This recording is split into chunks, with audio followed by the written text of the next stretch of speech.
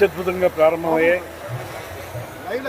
ఈ కార్యక్రమాన్ని జిల్లా మంత్రిగా ముందుకు నడిపిస్తున్నటువంటి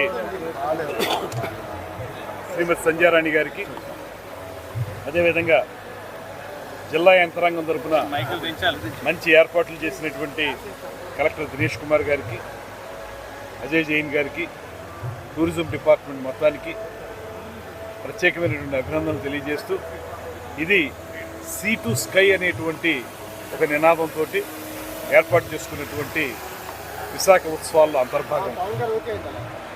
విశాఖపట్నంలో సముద్ర తీరంలో ఉన్నటువంటి ఆనందాలతోటి కార్యక్రమాలు, అరకు వ్యాలీలో గిరిజన సాంప్రదాయాలు, కళలు, ఇక్కడ ఉన్నటువంటి ప్రకృతి సోయగాలు, వీటన్నిటిని కూడా క్యాప్చర్ చేసే విధంగా ఇక్కడ కార్యక్రమాలు, అనకాపల్లిలో చిన్న పరిశ్రమలు, అదేవిధంగా అక్కడ ఉన్నటువంటి వంటకాల రుచులు, వీటిని క్యాప్చర్ చేసే విధంగా అక్కడ ఉత్సవాలు, ఇలాగా ఉత్తరాంధ్ర ప్రాంతంలో ఎర్స్ట్వేల్ విశాఖపట్నం జిల్లాకి సంబంధించి ఈ కార్యక్రమాల్ని ఏర్పాటు చేసుకుని ఒక ఉత్సవ వాతావరణంలో ప్రజలందరి భాగస్వామ్యంతో ఈ కార్యక్రమాలను చేపడతా ఉన్నాం.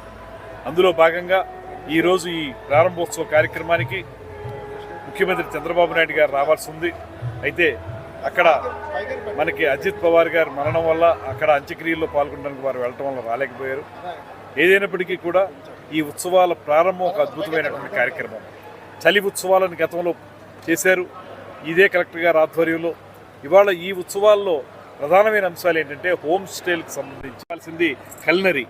ఇక్కడ స్థానికంగా ఉన్నటువంటి రుచులు, మనకి బ్యాంబూ చికెన్ అనేది ఎప్పటి నుంచో తెలుసు, కానీ దానికి మించి వాళ్ళ మిల్లెట్స్ తోటి సంబంధించినటువంటి అరకు కౌని అనేటువంటి ఒక ప్రత్యేకమైన పేరును పెట్టారు కలెక్టర్ గారి ఆధ్వర్యంలో.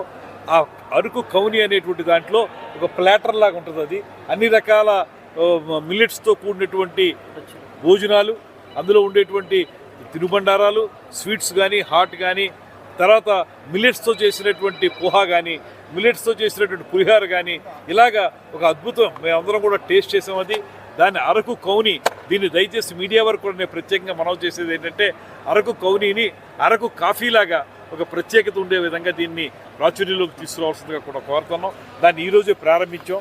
ఈ విధంగా ఒక పక్కన కల్నరీ, ఓ పక్కనేమో హోమ్ స్టేసు, ఓ పక్కన టెంట్ సిటీసు, మరో పక్కన కారవాన్, ఇలాగ రకరకాల యాక్టివిటీస్ తోటి, అదేవిధంగా అడ్వెంచర్ యాక్టివిటీస్, స్కూబా డైవింగ్, ఇలాంటి అన్ని కార్యక్రమాలతోటి కూడా అరకుని మనం అద్భుతమైనటువంటి పర్యాటక కేంద్రంగా తయారు చేసేటువంటి ప్రయత్నంలో భాగమే ఈ అరకు ఉత్సవాలు అనేటువంటి మాటను మీ అందరికీ తెలియజేస్తాను.